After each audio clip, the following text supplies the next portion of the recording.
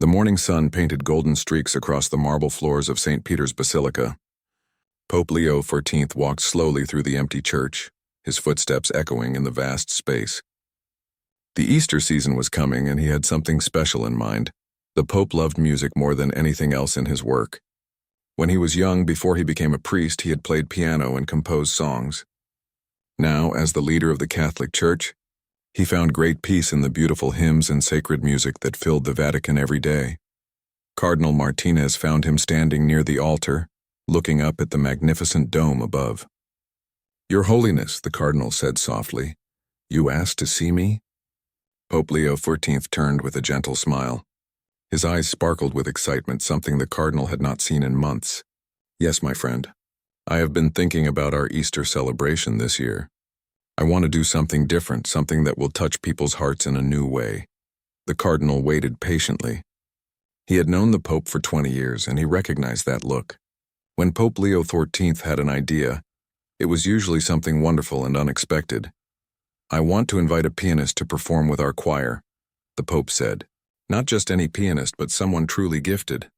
Someone who can bring the beauty of classical music together with our sacred traditions." Cardinal Martinez raised his eyebrows. "That is unusual, Your Holiness. We have never had a secular musician perform during our Easter celebrations."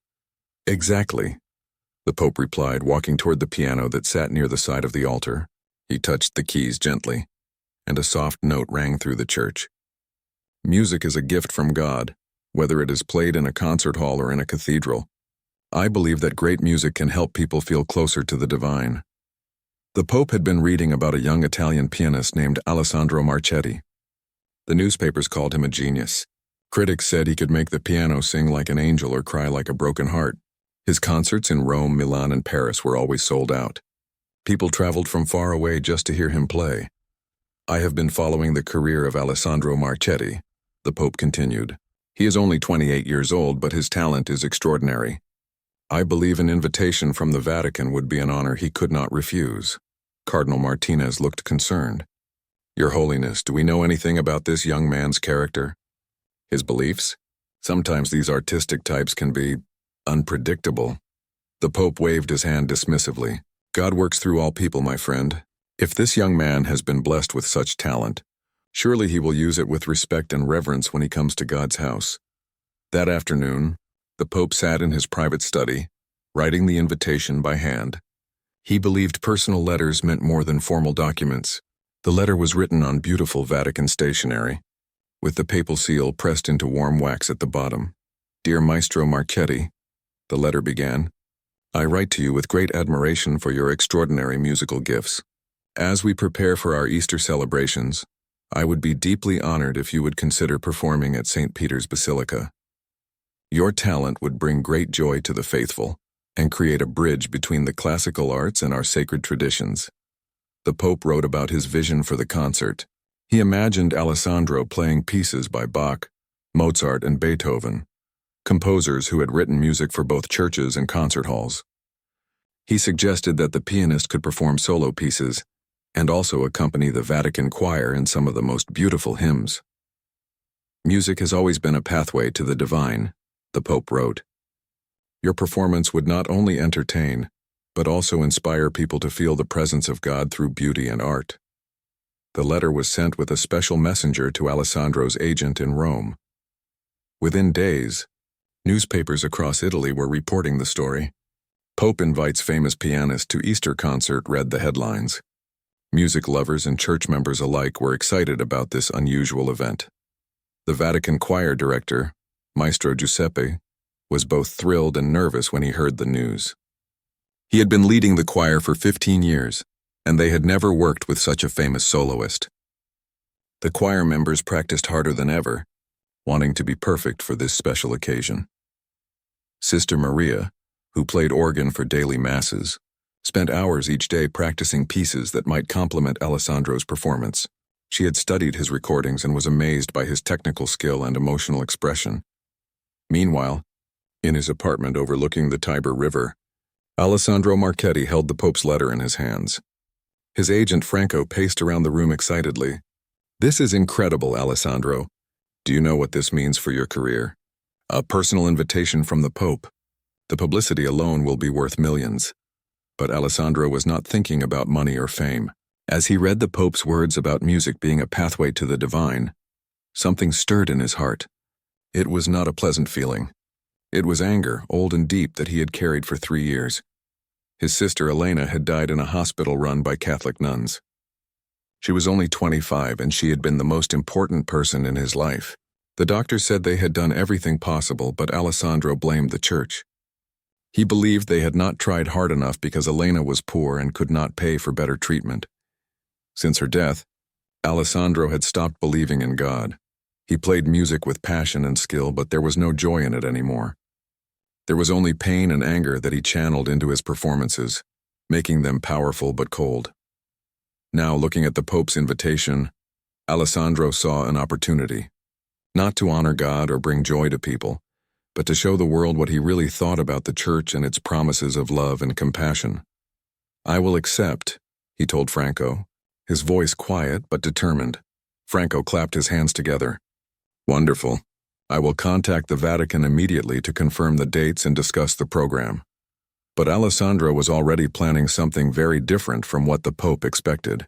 He would go to St. Peter's Basilica, and he would play music that would make people remember his sister and all the others who had suffered while the church grew rich and powerful. As the sun set over Rome that evening, Pope Leo XIV knelt in his private chapel, praying for the success of the Easter concert. He asked God to bless Alessandro's hands and heart, so that his music would bring people closer to faith and hope. Neither man knew that their meeting would change both of their lives forever. 3 weeks before Easter, a black car with tinted windows pulled up to the gates of Vatican City. Alessandro Marchetti stepped out, wearing an expensive dark suit and designer sunglasses. Behind him came his assistant, his manager, and 2 men carrying his personal piano equipment. The Swiss guards at the gate stood at attention as they checked the documents. They had been told to expect the famous pianist, but seeing him in person was different. Alessandro moved with the confidence of someone who was used to being the most important person in any room. Cardinal Martinez met them at the entrance to the Apostolic Palace. He had put on his best red robes for the occasion and wore his most welcoming smile. "Maestro Marchetti, welcome to Vatican City. His Holiness is very excited about your visit." Alessandro shook the cardinal's hand briefly, his grip firm but cold. "Thank you. I hope the piano here is properly tuned. I cannot work with inferior instruments." The cardinal's smile flickered slightly. "Of course. We have prepared our finest piano for you, and our best technician has tuned it this morning." As they walked through the corridors lined with priceless artwork, Alessandro's assistant whispered in his ear, "The acoustics in this place are incredible. Your performance will sound amazing." But Alessandro was not thinking about acoustics. He was studying the gold decorations on the walls, the expensive paintings, and the marble statues. All of this wealth, he thought, while people like his sister died because they could not afford proper medical care. When they reached the Sistine Chapel, where the first rehearsal would take place, Alessandro met Maestro Giuseppe and the Vatican choir for the first time. The choir director was a kind man in his 60s, with gray hair and gentle eyes. He had been preparing for this moment for weeks. "Maestro Marchetti," Giuseppe said warmly, "we are so honored to work with you. The choir has been practicing extra hours to be ready for this collaboration." Alessandro looked at the group of singers, men and women of various ages, all dressed in simple white robes. They looked at him with admiration and excitement. Some of them had bought his recordings with their own money and had been listening to his music for years. "Let me hear you sing," Alessandro said without returning the greeting. "I need to know what I'm working with." The choir members exchanged quick glances. They were used to more polite introductions, but they wanted to make a good impression. Maestro Giuseppe raised his hands and they began to sing one of their most beautiful pieces, Ave Maria. Their voices filled the chapel with pure, holy sound. Each singer had been chosen for their talent and had trained for years. Together, they created harmonies that had moved popes and pilgrims from around the world. When they finished, Alessandro was quiet for a long moment. Then he shook his head. "Too simple," he said. "This music is from hundreds of years ago. People today want to hear something with more sophistication, more complexity." Sister Maria, who had been planning to play organ accompaniment, spoke up gently. "But Maestro, These pieces have brought comfort and joy to people for centuries. They connect us to our traditions and to God." Alessandro turned to look at her, his dark eyes cold. "Tradition," he repeated the word like it tasted bitter. "Tradition is just an excuse for not growing, for not changing. The greatest composers of history, Chopin, Liszt, Rachmaninoff, they broke traditions. They created new things. Maestro Giuseppe tried to keep the peace. Perhaps we could blend both styles? You could play some classical pieces and then accompany us in some traditional hymns." "We will see," Alessandro said. He walked to the piano and began to play without warming up. His fingers moved across the keys like lightning, playing a piece by Liszt that was incredibly difficult and dramatic. The music was beautiful but also aggressive, showing off his technical skill in a way that seemed meant to intimidate rather than inspire. When he finished, the choir stood in silence. They had never heard anyone play with such power and precision. But something about the performance felt wrong in the sacred space. It was impressive, but it was not reverent. "That is the level of musicianship I am used to," Alessandro said, standing up from the piano bench. "I hope you can match my standards." Over the next few days, Alessandro attended several rehearsals, but his attitude did not improve. He criticized everything. He said the church was too echo-heavy for serious music. He complained that the choir's pronunciation of Latin was old-fashioned. He suggested that the entire program should be changed to feature more modern composers. The choir members began to feel discouraged. Maria, the youngest singer, started to doubt her abilities after Alessandro told her that her vibrato was amateur. Even Maestro Giuseppe, who had worked with difficult soloists before, found himself questioning his own skills. "He makes us feel small," whispered Antonio, a tenor who had been singing in the choir for 10 years. "This is supposed to be a celebration of Easter, but he acts like we are bothering him." Sister Maria tried to encourage the others. "Perhaps he is just nervous. This is a big event for him too. Playing in St. Peter's Basilica is different from playing in a concert hall." But privately she was worried. She had watched Alessandro during rehearsals, and she saw something dark in his eyes. When he looked at the crosses and religious artwork around the chapel, his expression hardened. When Cardinal Martinez mentioned prayers or blessings, Alessandro would turn away or check his watch impatiently. One afternoon, Alessandro's manager, Franco, was having coffee with Cardinal Martinez in the Vatican Gardens. Franco was trying to smooth over some of the tension that had been building. "Alessandro is a perfectionist," Franco explained. "He has very high standards because he cares so much about the music. Sometimes he can seem demanding, but it is only because he wants everything to be perfect." Cardinal Martinez nodded politely, but he was thinking about what he had observed. He had seen many artists over the years, and he could usually tell the difference between perfectionism and arrogance. Alessandro's behavior seemed to be something else entirely. That evening, Pope Leo XIV asked Cardinal Martinez about the rehearsals. They were walking in the Pope's private garden, where he liked to pray and think in the evenings. "How is our young pianist adjusting to working with the choir?" the Pope asked. Cardinal Martinez hesitated. He did not want to worry the Pope, but he also felt he should be honest. "Your Holiness, I must admit that Maestro Marchetti is challenging to work with. He seems to have very little respect for our traditions or our musicians." The Pope stopped walking and looked at his old friend. "What do you mean?" "He criticizes everything we do. He acts as if our sacred music is somehow inferior to secular music. The choir members are beginning to feel demoralized." Pope Leo XIII was quiet for a moment, considering this news. He had hoped that bringing Alessandro to the Vatican would be a bridge between different worlds of music. He had not expected problems. "Perhaps he is simply overwhelmed," the Pope said finally. "Coming to the Vatican can be intimidating even for someone famous. Let us give him more time to adjust." But Cardinal Martinez was not convinced that time would solve the problem.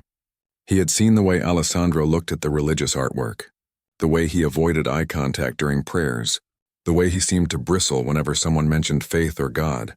Meanwhile, Alessandro was in his hotel room video calling his friend Marco back in Milan. Marco was also a musician, but he played in rock bands and had never liked classical music. "So how is it, playing for the Pope?" Marco asked with a smirk. "Are you enjoying all the holy atmosphere?" Alessandro laughed bitterly. "It is exactly what I expected.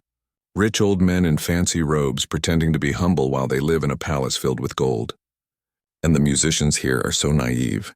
They actually believe that singing old songs is somehow sacred. Are you going to go through with the concert? Marco asked. You could always get sick and cancel. Alessandro's expression became serious. Oh, I am going through with it. But not the way they expect.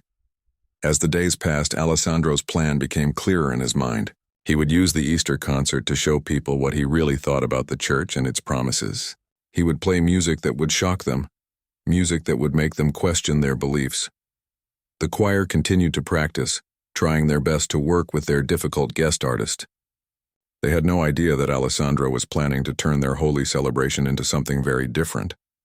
Pope Leo XIV continued to pray for the success of the concert, believing that music would bring people together in faith and joy. He had no idea that his guest was planning to use the occasion to attack everything the Pope held sacred. Easter was only 1 week away. Easter Sunday arrived with clear skies and warm sunshine. St. Peter's Basilica had never looked more beautiful. Thousands of white lilies decorated the altar, and golden light streamed through the ancient windows. Tonight would be the special concert that Pope Leo XIV had planned with such hope and excitement. By 6 in the evening, the basilica was filled with people. Cardinals in their red robes sat in the front rows.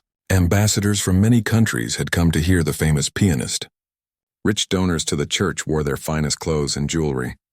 But there were also ordinary people, families who had saved money to buy tickets, elderly pilgrims who had traveled from far away, and young students who loved classical music. The Vatican choir stood ready in their white robes, nervous but excited. They had practiced for weeks, even though working with Alessandro had been difficult. Maestro Giuseppe had encouraged them to focus on their love of music and their faith, rather than on the pianist's attitude. Sister Maria sat at the organ, her hands trembling slightly with anticipation. She had chosen special pieces to complement Alessandro's performance, music that would create a bridge between his classical style and their sacred traditions. Pope Leo XIV entered through a side door, wearing simple white robes. The audience stood and applauded as he walked to his chair near the altar. His face showed the gentle joy he always felt during important celebrations. He had been looking forward to this evening for months. Cardinal Martinez sat beside the Pope, but his expression was more worried than joyful. During the final rehearsal that afternoon, he had noticed something strange in Alessandro's behavior. The pianist had been unusually quiet, almost secretive. When asked about the final program, Alessandro had said, "Trust me, it will be unforgettable."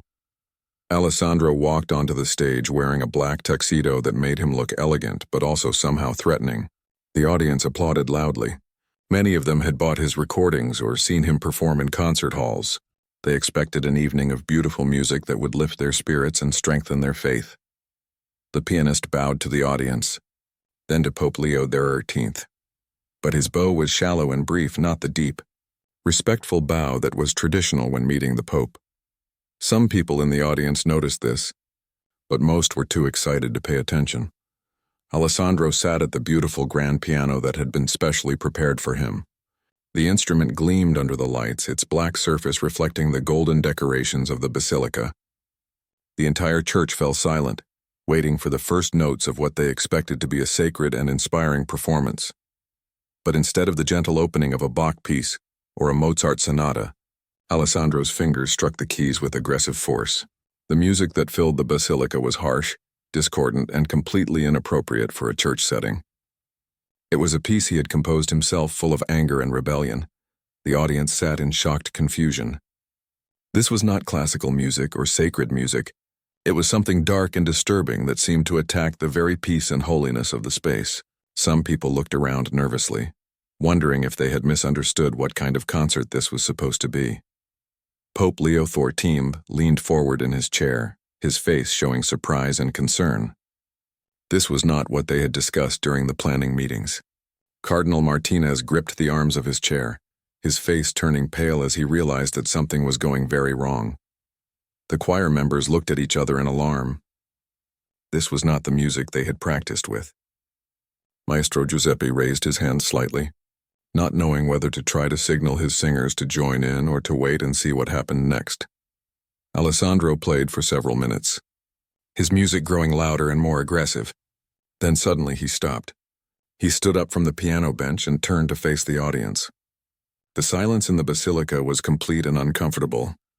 "Ladies and gentlemen," Alessandro said, his voice carrying clearly through the church's sound system, "you came here tonight expecting to hear beautiful music that would make you feel close to God. But I have something different to share with you." Cardinal Martinez started to stand up, but Pope Leo XIV placed a gentle hand on his arm, gesturing for him to wait. The Pope's face was calm, but his eyes showed deep concern. "I am here tonight not to honor your God, but to honor the memory of my sister, Elena," Alessandro continued, his voice growing stronger and more bitter. "She died 3 years ago in a hospital run by your church. She was 25 years old, beautiful, talented, and full of life. But she was also poor." The audience listened in stunned silence. Some people shifted uncomfortably in their seats. Others looked toward the Pope, wondering how he would respond to this unexpected attack. "The nuns who ran the hospital told us they would do everything possible to save her." Alessandro's voice echoed through the sacred space. "They spoke about God's love and compassion. They prayed over her bed. But when it came time for expensive treatments, when it came time to really fight for her life, suddenly there was no money available." Alessandro's eyes found Pope Leo XIII in the audience. "Meanwhile, this church sits on billions of dollars in art and gold and real estate. You live in palaces while people like my sister die because they cannot afford proper medical care." The Swiss guards near the exits began to move forward, but Pope Leo XIV raised his hand slightly, a signal for them to stop. The Pope's face was grave, but he seemed determined to let Alessandro finish speaking. "You invite artists like me here to make yourselves look cultured and sophisticated," Alessandro continued. "You want to use our talents to make people forget about your failures and your hypocrisy. But I will not be part of your show." Alessandro turned back to the piano and began to play again. This time the music was a twisted, sarcastic version of Ave Maria, one of the most sacred songs in Catholic tradition. He played it in a way that mocked its beauty, turning the gentle melody into something crude and insulting. Some people in the audience gasped. Others looked away, unable to watch this attack on their most beloved hymn. Several elderly pilgrims began to cry, feeling as if something precious was being destroyed in front of their eyes. Cardinal Martinez could no longer contain himself. He stood up and gestured urgently toward the Swiss guards. "Stop this immediately," he whispered to one of the guards near him. But Pope Leo XIV reached out and caught the cardinal's robe, pulling him gently back into his seat. The Pope's face was pale and his hands were trembling slightly, but his voice was steady. "Wait," he whispered. "Let him finish." Alessandro's performance of the corrupted Ave Maria seemed to go on forever. Each note felt like an attack on the faith and traditions that the people in the audience held dear. The choir members stood frozen, not knowing whether to walk off the stage or to try to sing over Alessandro's mockery. When he finally finished, Alessandro stood up again and faced the audience. "This is what I think of your God's love," he said. "This is what I think of your church's compassion. My sister is dead, and all your prayers and promises could not save her." The silence that followed was the most uncomfortable moment anyone in the basilica had ever experienced. 3,000 people sat without moving, barely breathing, waiting to see what would happen next. Alessandro smiled coldly and began to walk toward the edge of the stage, as if his work was done. He had said what he came to say, and he had used the Pope's own invitation to humiliate the Church in front of its most important supporters. Cardinal Martinez was already signaling to the guards, his face red with anger and embarrassment. Other Vatican officials were standing up, ready to escort Alessandro away and to apologize to the shocked audience. But then, Pope Leo XIV began to move. Slowly, carefully, the elderly Pope stood up from his chair. Every eye in the basilica turned toward him, waiting to see how the leader of the Catholic Church would respond to this public humiliation. The Pope's face showed deep sadness, but also something else. Something that looked almost like understanding. He began to walk toward the stage, his white robes flowing behind him, while 3,000 people held their breath and waited to see what would happen next. Alessandro had stopped walking and turned around, surprised that the Pope was approaching him rather than ordering him to be removed. For the first time that evening, the pianist looked uncertain about what was going to happen. The moment of truth had arrived. The silence in St. Peter's Basilica was so complete that people could hear their own heartbeats. 3,000 pairs of eyes watched as Pope Leo XIV slowly made his way toward the stage where Alessandro Marchetti stood waiting. The elderly Pope's white robe seemed to glow in the golden light of the church, but his face showed the weight of what had just happened. Cardinal Martinez half rose from his seat, his face flushed with anger and embarrassment. He wanted to call the Swiss guards immediately, to have Alessandro removed from the sacred space and to somehow salvage what remained of the evening. But the Pope's gentle hand signal told him to wait, to trust in whatever was about to unfold. Alessandro stood frozen near the piano, no longer sure of himself. He had planned this moment for weeks, imagining exactly how he would humiliate the church and expose what he saw as their hypocrisy. He had expected anger, outrage, and swift removal by security. He had wanted to be dragged away like a martyr, proving his point about the church's lack of true compassion. But this slow, deliberate approach by the Pope was something he had not planned for. The old man's face showed sadness, yes, but also something that looked almost like concern. It was not the reaction Alessandro had expected, and it made him feel uncertain for the first time that evening. The Vatican choir remained motionless in their white robes, like statues frozen in time. Maestro Giuseppe's hands were still raised from when he had been preparing to conduct, but now he held them there as if afraid to move. Sister Maria sat at the organ with tears in her eyes, not from anger but from a deep sadness at seeing their sacred celebration turned into something painful. Among the audience, reactions varied greatly. Some of the church officials and wealthy donors were furious, their faces red with indignation at the insult to their faith and their Pope. They wanted justice, punishment, and a swift end to this terrible scene. But others, particularly some of the ordinary pilgrims and younger people in the audience, found themselves thinking about Alessandro's words. They remembered their own experiences with loss, with prayers that seemed to go unanswered, with questions about why suffering existed if God was truly loving and all-powerful. An elderly woman in the third row clutched her rosary and whispered prayers, not for Alessandro's punishment but for his healing. She had lost her own son years ago and recognized the sound of a broken heart beneath the young man's anger. A young priest from Africa, visiting Rome for the first time, watched the scene with fascination rather than horror. In his home country he had seen much suffering and had wrestled with his own questions about faith and justice. Alessandro's pain was familiar to him, even if the expression of it was shocking. Pope Leo XIV reached the steps leading up to the stage. Each step seemed to take forever as the entire basilica waited to see what he would do. His legs were old and the steps were high, but he climbed steadily, never taking his eyes off Alessandro. Alessandro watched the Pope approach and felt his confidence wavering. He had expected to be the one with power in this moment, the one making accusations while others scrambled to respond. But there was something in the Pope's calm determination that shifted the energy in the room. "Your Holiness," Alessandro said, his voice not quite as strong as it had been during his speech. "I have said what I came to say. I suppose you want me removed now." Pope Leo XIV reached the top of the steps and stood facing Alessandro. The two men were only a few feet apart now. The Pope was smaller and older, his white hair thin and his face lined with age. Alessandro was young and strong, dressed in his elegant black tuxedo, still holding himself with the arrogance of someone used to being the center of attention. But something had changed in the dynamic between them. The Pope's presence, his willingness to approach rather than to order Alessandro away, had created a new kind of tension in the space. "My son," the Pope said, his voice quiet but carrying clearly through the church's acoustics, "I hear great pain in your words tonight." Alessandro had prepared for many possible responses, but not for this gentle acknowledgement of his suffering. He had expected anger, defensiveness, or authoritative commands. The simple recognition of his pain caught him off guard. "Pain," Alessandro repeated, his voice becoming sharper again as he tried to regain his aggressive stance. "Yes, I am in pain.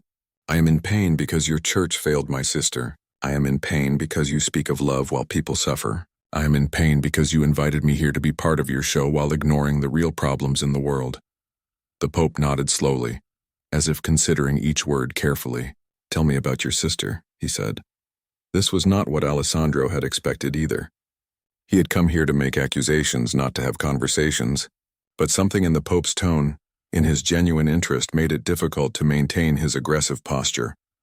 Her name was Elena, Alessandro said, his voice becoming quieter despite himself. She was everything good in the world. She taught music to children in poor neighborhoods. She volunteered at shelters. She believed in helping others, and she believed in your God. Cardinal Martinez, watching from below, felt his anger beginning to mix with sympathy. He could see that Alessandro's pain was real, even if his method of expressing it was inappropriate and hurtful. She became sick when she was 24.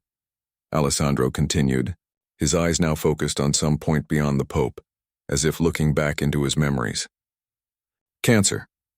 The doctors at the Catholic hospital said they would do everything possible. They said God would provide. They said we should have faith.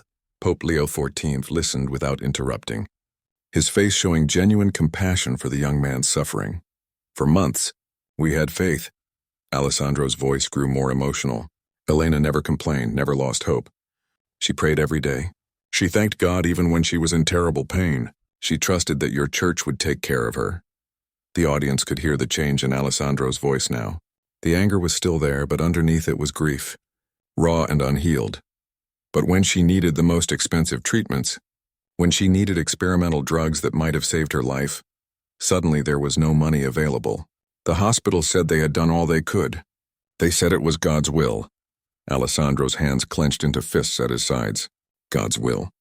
That is what they told a 25-year-old woman who had spent her life helping others. That it was God's will for her to die while this church sits on billions of dollars in art and gold. Pope Leo XIV absorbed these words, feeling their weight. He could see that Alessandro's anger came from love, from the desperate pain of losing someone precious. This was not simply an attack on the church, but the cry of a broken heart. The Pope looked around the basilica, at the golden decorations and priceless artwork that Alessandro had mentioned. For a moment he seemed to see them through the young man's eyes, through the eyes of someone who had watched a loved one die while surrounded by such wealth. I am sorry for your loss, the Pope said simply. I am sorry for your pain, and I am sorry that you felt abandoned by those who should have offered you comfort. Alessandro stared at the Pope, not knowing how to respond to this direct acknowledgement of his grief. He had come here expecting a fight, but the Pope was offering something different, something that felt dangerous to Alessandro's carefully maintained anger. The silence stretched on, filled with tension and possibility. Everyone in the basilica could feel that they were witnessing a crucial moment, a turning point that would determine whether this evening would end in division and bitterness or in something else entirely. Alessandro's eyes moved from the Pope to the golden altar, to the priceless paintings, to the ornate decorations that surrounded them. Then his gaze fell on the choir members, ordinary people who had spent weeks preparing to celebrate their faith through music, and who now stood watching their sacred celebration turn into something they had never imagined. For the first time that evening, Alessandro felt a flicker of uncertainty about what he had done. The silence that followed Pope Leo XIV's words of sympathy seemed to last forever. Alessandro stood motionless, staring at the elderly Pope who had just acknowledged his pain instead of defending the church or ordering his removal. This gentle response was completely different from what Alessandro had expected, and it left him feeling confused and vulnerable.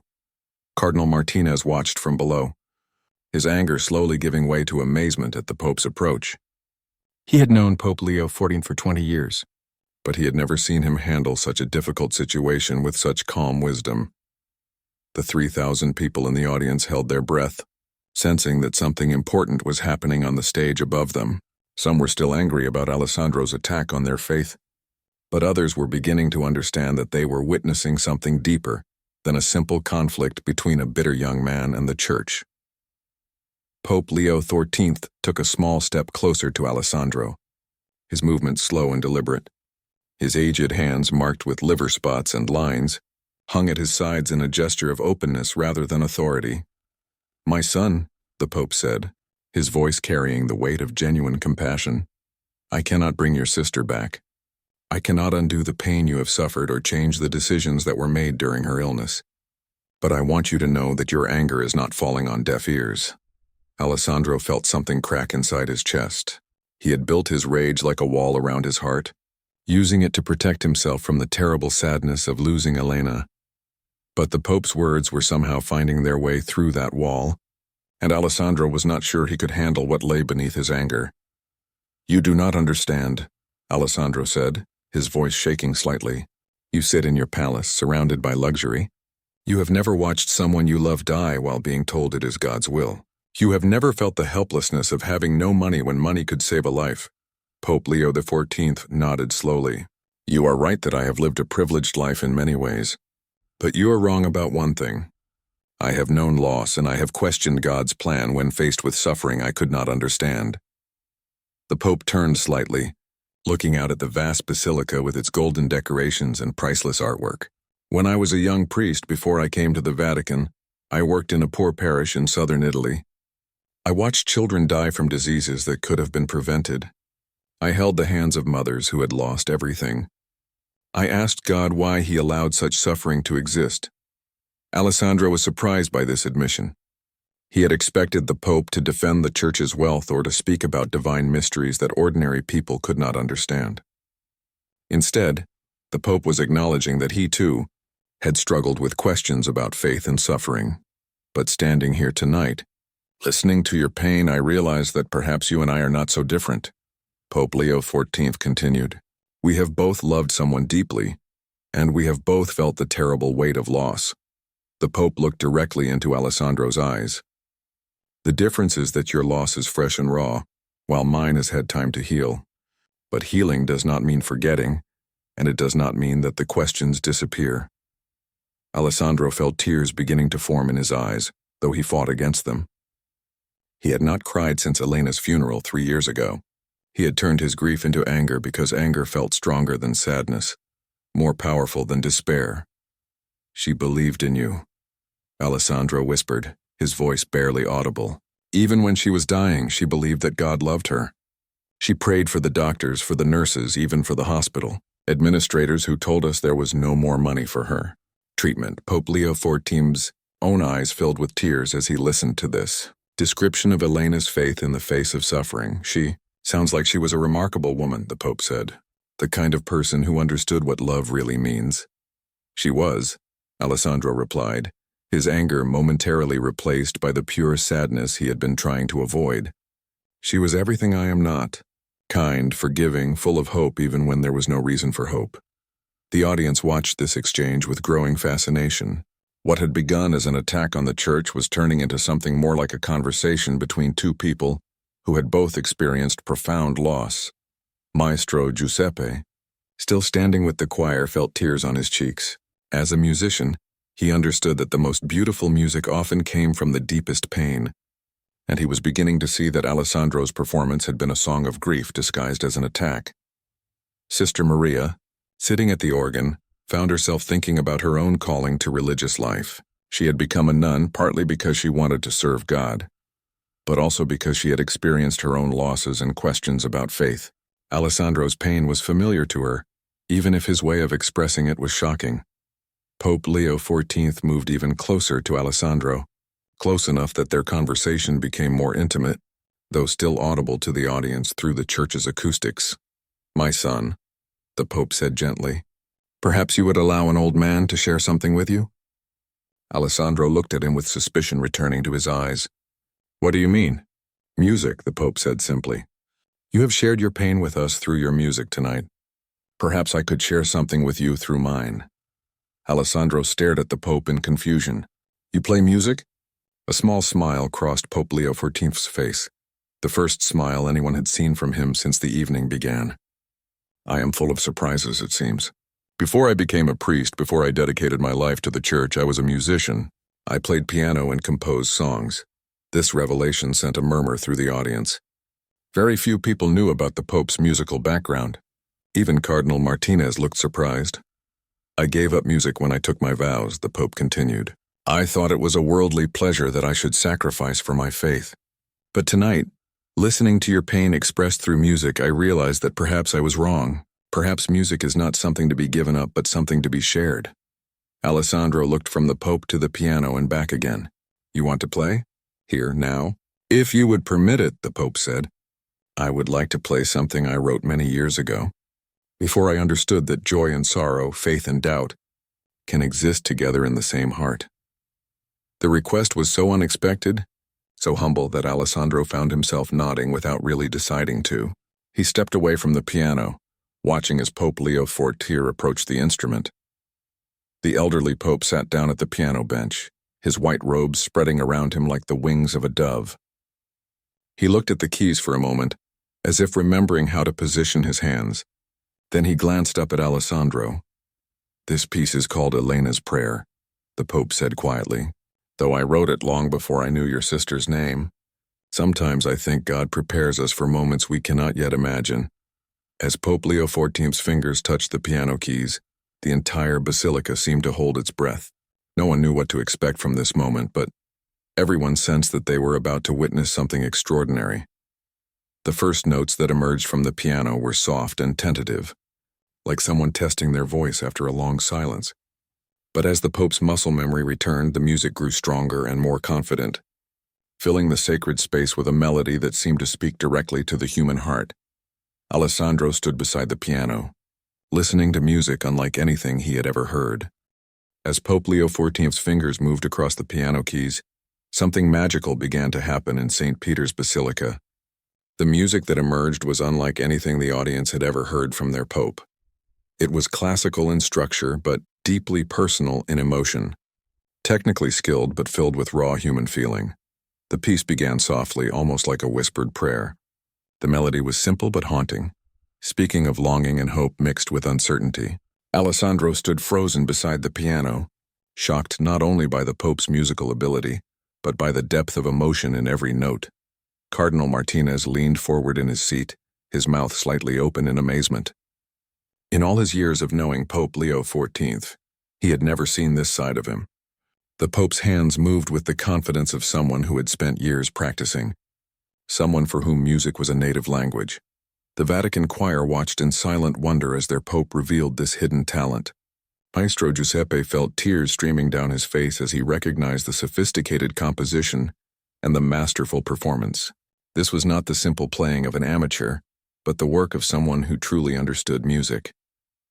Sister Maria sat transfixed at the organ. As a musician herself, she could appreciate the technical skill required for what the Pope was playing. But more than that, she could hear the story being told through the music. It was a story of loss and searching, of questions without easy answers, of faith tested by suffering. The melody developed and grew more complex as the Pope continued playing. His fingers, despite their age, moved with surprising agility across the keys. It was clear that he had not forgotten his musical training, even after decades of focusing on religious duties. Alessandro found himself deeply moved by what he was hearing. The music spoke to parts of his heart that he had kept locked away since Elena's death. It was as if the Pope understood his pain not just intellectually but emotionally, and was expressing that understanding through sound. The piece shifted into a more intense section, with deeper bass notes and more dramatic rhythms. This part of the music seemed to represent struggle and questioning, the dark night of the soul that comes when faith is challenged by reality. Alessandro recognized this feeling immediately. It was the same darkness he had been living in for 3 years. Among the audience, people began to react in different ways. Some wept openly, moved by the unexpected beauty and honesty of the Pope's performance. Others sat in stunned silence, trying to process this revelation about their spiritual leader.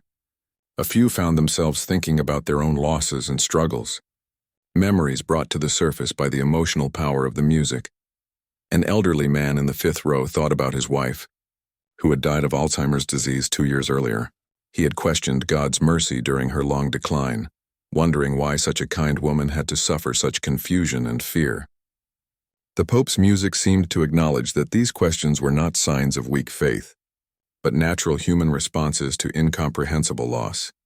A young mother holding her sleeping baby thought about the child she had lost through miscarriage before this one was born. She had blamed herself, blamed God, and struggled to trust in divine love when love seemed to bring only pain. The music spoke to her about the possibility of carrying both grief and hope at the same time. Pope Leo XIV's composition moved into its most beautiful section, a melody that seemed to soar above the pain and questioning that had come before. But this was not a simple, triumphant resolution. Instead, it was music that acknowledged suffering while still reaching toward something beyond it. Not answers, but acceptance, not certainty, but peace. Alessandro felt his carefully constructed anger beginning to crumble as he listened. The Pope's music was doing something that years of therapy and medication had not been able to do. It was showing him that his pain could be transformed into something beautiful without being erased, that his love for Elena could continue to exist even though she was gone. The technical aspects of the Pope's performance were remarkable, but what struck Alessandro most was the emotional honesty. This was not music designed to impress or to show off skill. It was music that came from the heart of someone who had experienced real suffering and had found a way to transform that suffering into art. As the piece neared its conclusion, Pope Leo XIV's playing became softer again, returning to the gentle, prayer-like quality of the opening. But now the melody carried with it all the complexity and emotion that had been explored in the middle sections. It was the same simple theme, but deepened and enriched by the journey it had taken. Alessandro found himself thinking about Elena differently than he had in years. Instead of focusing only on her death and the injustice of it, he began to remember her life, her laughter, her kindness, her unwavering belief in the goodness of people even when they disappointed her. The final notes of the Pope's composition hung in the air of the basilica like incense, beautiful and ethereal. When the last sound faded away, the silence that followed was completely different from the uncomfortable tension that had filled the church earlier. This was a holy silence full of reverence and wonder. Pope Leo XIV sat at the piano bench for a moment, his hands resting on the keys, his head bowed slightly as if in prayer. When he finally looked up at Alessandro, his eyes were bright with unshed tears. "I wrote that piece 40 years ago," the Pope said quietly, "after I lost my mother. I was angry at God then too. I questioned everything I believed about divine love and justice. I thought becoming a priest would help me find answers to my questions." Alessandro listened intently, still processing what he had just heard. "But I learned that faith is not about having all the answers," the Pope continued. "It is about continuing to love and hope even when we do not understand why suffering exists. Your sister Elena knew this. Her faith was not naive. It was brave." Alessandro felt something shifting inside him like ice beginning to thaw after a long winter. The Pope's words and music had touched something that had been frozen in grief and anger for 3 years. "I have been angry for so long," Alessandro whispered, his voice barely audible. "I did not know how to be anything else." Pope Leo XIV stood up from the piano bench and faced Alessandro directly. "Anger can be a form of love," he said. "Your anger comes from how much you loved your sister. But love can take other forms too." As if drawn by some invisible force, Alessandro found himself moving toward the piano bench. He sat down and placed his hands on the keys, feeling the warmth that remained from the Pope's touch. "May I?" Alessandro asked, looking up at the Pope. Pope Leo XIV nodded with a gentle smile. "Please." Alessandro began to play, but this time his music was completely different from what he had performed earlier in the evening. Instead of anger and mockery, his fingers produced a melody that was tender and sad, but also beautiful. It was a song for Elena, a song of love and loss and the slow possibility of healing. The audience watched in amazement as the two men, Pope and Pianist, shared the piano bench and began to create music together. As Alessandro's gentle melody filled St. Peter's Basilica, something extraordinary began to happen. Pope Leo XIV, still standing beside the piano, listened for a moment to the young man's music, then quietly sat down on the other end of the piano bench. Without a word, he began to add harmonies to Alessandro's melody, his aged fingers finding the perfect notes to complement the pianist's playing. The two men, who moments before had seemed to be on opposite sides of an impossible divide, were now creating music together. The Pope's harmonies lifted Alessandro's melody, giving it depth and richness, while Alessandro's technical skill brought new life to the Pope's composition style. The audience watched in stunned silence as this unprecedented duet unfolded before them. Many had tears streaming down their faces, moved not just by the beauty of the music but by the miraculous transformation they were witnessing. What had begun as an evening of humiliation and conflict was becoming something sacred and healing. Alessandro felt tears beginning to flow down his cheeks as he played. For 3 years he had used his musical talent as a weapon, channeling his pain into performances that were technically perfect, but emotionally cold. Now, playing alongside the Pope, he remembered why he had fallen in love with music in the first place. It was not about showing off or impressing people. It was about connecting with something larger than himself. As their duet continued, Alessandro found himself thinking about Elena in a new way. Instead of focusing on her death and the circumstances that surrounded it, he began to remember her life. He remembered how she would sit beside him when he practiced piano as a child, how she would hum along with his playing even when he made mistakes. He remembered her joy when he was accepted to music conservatory, and how proud she had been when he gave his first professional concert. Elena had never been jealous of his success or bitter about her own more modest life teaching music to children. She had simply loved music for its own sake, and she had loved watching her brother share his gift with the world. Alessandro realized that his anger and cynicism would have broken her heart. Pope Leo XIV, playing beside him, seemed to sense the emotional journey Alessandro was taking. The Pope's harmonies became more supportive and encouraging, like a musical embrace that said, "You are not alone in your pain." Cardinal Martinez watched from the audience, no longer concerned about protocol or propriety. He was witnessing something that transcended normal rules and expectations. This was grace in action, the kind of divine intervention that reminded him why he had devoted his life to faith in the first place. The Vatican choir stood transfixed, still in their white robes, but no longer thinking about their planned performance. Maestro Giuseppe found himself conducting unconsciously, his hands moving slightly as he followed the musical conversation between the Pope and Alessandro. The beauty of what they were creating together was beyond anything he had ever heard in his 15 years of leading church music. Sister Maria, at the organ, felt called to join in. Very softly, she began to add gentle organ tones that supported and enhanced the piano duet. Her contribution was subtle but perfect, like a musical prayer that lifted the entire performance to an even higher level. As the three musicians played together, something began to happen among the choir members. One by one, they began to hum along with the melody, their voices joining the musical conversation without any formal direction. Their humming was soft at first, barely audible, but it grew stronger as more voices joined in. Alessandro noticed the choir beginning to participate, and instead of feeling annoyed or interrupted, he felt welcomed. These people, whom he had treated with such disrespect during rehearsals, were offering their voices to support his musical expression of grief and healing. The music evolved and developed as all the participants contributed their gifts. Alessandro's technical brilliance, the Pope's compositional wisdom, Sister Maria's spiritual depth, and the choir's unified voice created something that none of them could have achieved alone. In the audience, people began to respond in their own ways. Some swayed gently with the music. Others clasped hands with family members or strangers sitting nearby. A few began to sing along softly, adding their voices to the growing musical prayer. Alessandro felt the walls he had built around his heart beginning to crumble completely. The Pope's kindness, the choir's forgiveness, and the audience's acceptance were showing him a different way of being in the world. He did not have to carry his pain alone. He did not have to use his talent as a weapon against those who disappointed him. As the duet reached its climax, Alessandro looked directly at Pope Leo XIV for the first time that evening, with eyes that were clear and open. The Pope smiled at him with genuine warmth, and Alessandro felt something he had not experienced in 3 years. Hope. "Thank you," Alessandro whispered to the Pope, his voice barely audible over the music they were still creating together. "Thank you, my son," the Pope replied, "for reminding me that music is one of God's greatest gifts, and that it should be shared, not hidden away."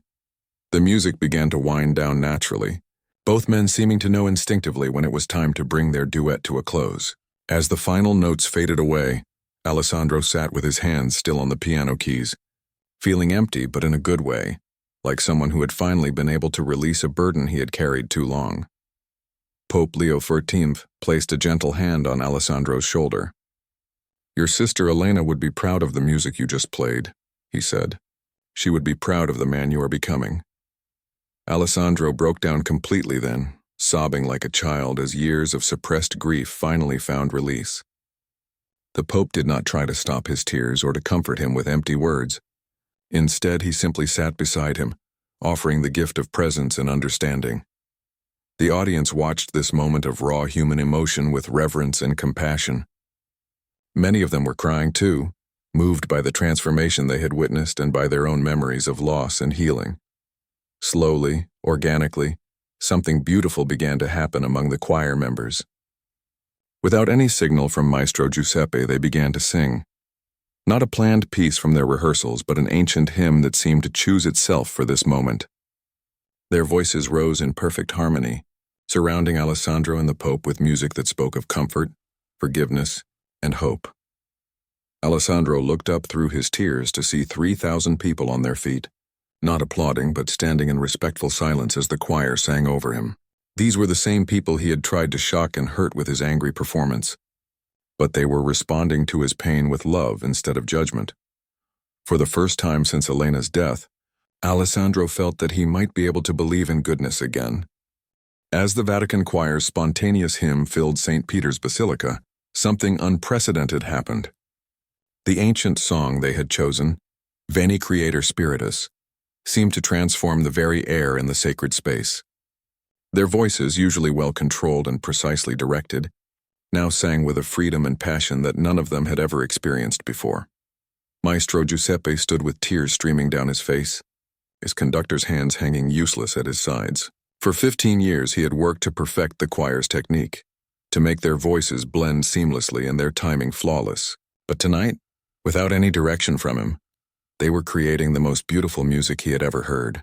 It was technically imperfect but spiritually perfect, raw with emotion but refined by faith. Alessandro sat at the piano bench, overwhelmed by the voices surrounding him. Each singer seemed to be offering their voice as a gift of healing, their music becoming a bridge that carried him back toward hope. He had spent 3 years believing that the world was fundamentally cruel and meaningless, but the choir's response to his pain was showing him something different. Pope Leo XIV remained beside Alessandro, his hand still resting gently on the young man's shoulder. The Pope's own eyes were bright with tears as he listened to his choir sing with such power and unity.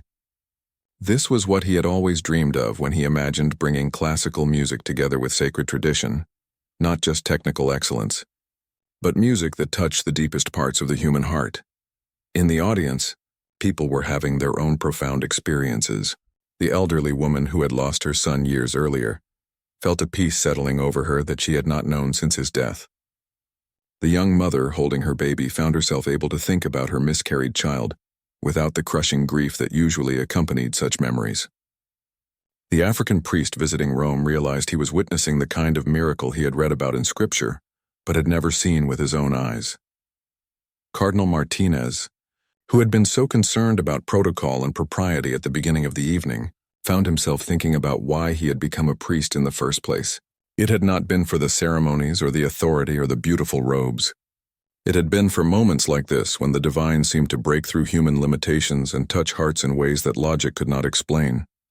As the choir continued singing, Sister Maria at the organ began to play again, but very softly, adding just enough musical support to lift the voices without overwhelming them.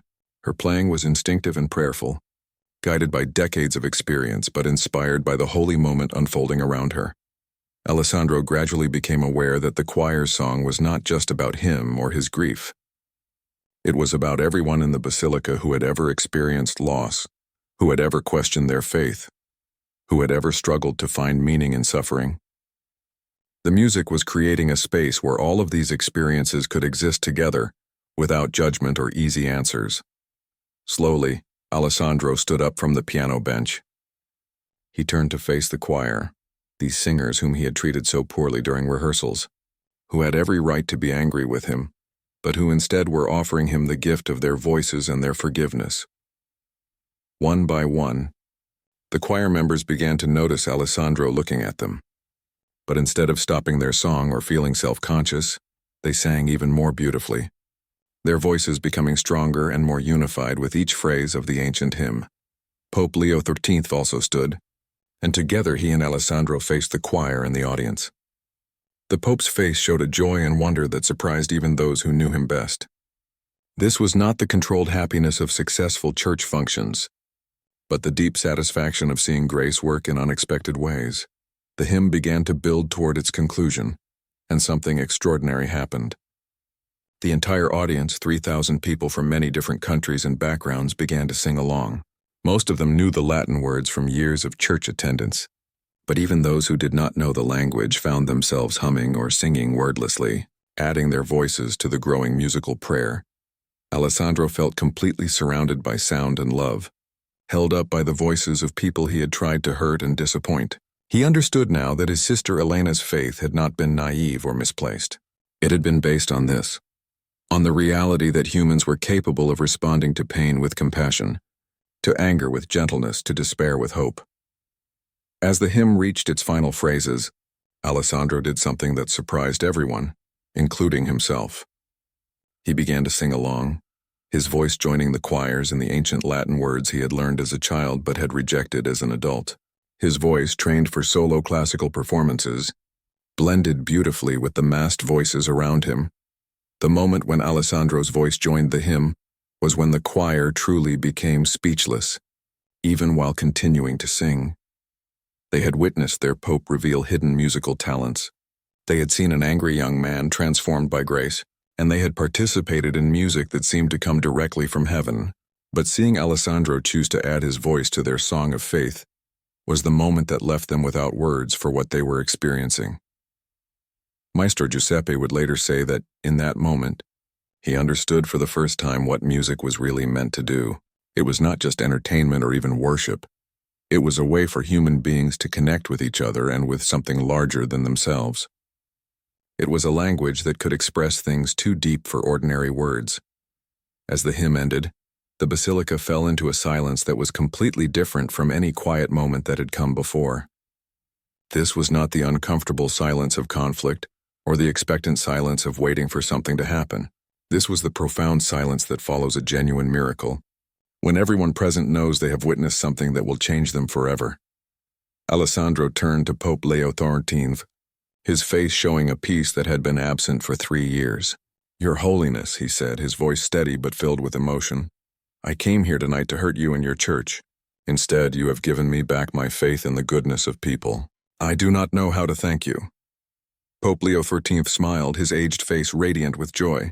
"You have already thanked me, my son, by allowing your heart to be healed.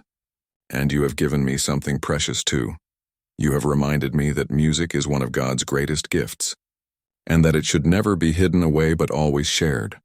The Pope turned to address the entire audience, his voice carrying clearly through the church's acoustics. "Tonight we have all learned something important about the nature of grace. It does not always come in the ways we expect. Sometimes it comes through pain and questioning, through anger and confrontation, but it always comes through love, and it always transforms us into something more than we were before." The audience began to applaud, but it was not the polite, formal applause of a concert hall. It was the spontaneous, heartfelt applause of people who had been moved beyond words, who had witnessed healing and hope in action. Alessandro bowed deeply to the Pope, then to the choir, and finally to the audience. When he straightened up, his face showed the kind of peace that comes only from forgiveness, both given and received. As people began to leave the basilica that night, they carried with them more than just the memory of beautiful music. They carried the knowledge that transformation was possible, that pain could become healing, that anger could become understanding, and that music could be a bridge between the human and the divine. The choir members walked out in unusual silence, not because they had nothing to say, but because they had experienced something that was beyond ordinary words. They had been part of a miracle, and they knew it would change how they approached their music and their faith for the rest of their lives. Alessandro remained in the basilica long after most people had left, sitting quietly in one of the pews with Pope Leo XIII beside him. They did not need to fill the silence with conversation. They had said everything that needed to be said through music, and now they were simply enjoying the peace that comes after a storm has passed and the sun has begun to shine again. When Alessandro finally left St. Peter's Basilica that night, he was a different person than the one who had arrived hours earlier. His sister Elena was still gone, and that loss would always be part of him. But now he could carry her memory as a source of inspiration rather than bitterness, as a reminder of love's power rather than evidence of life's cruelty. The Easter concert that was supposed to showcase the harmony between classical and sacred music had become something much more important. It had become a demonstration of grace in action, a reminder that healing is possible even in the deepest pain, and a testament to the power of music to touch the human heart in ways that words alone never could. For the rest of his life, Alessandro would remember this evening not as the night he humiliated the Pope, but as the night the Pope's response to humiliation taught him the true meaning of strength, compassion, and faith.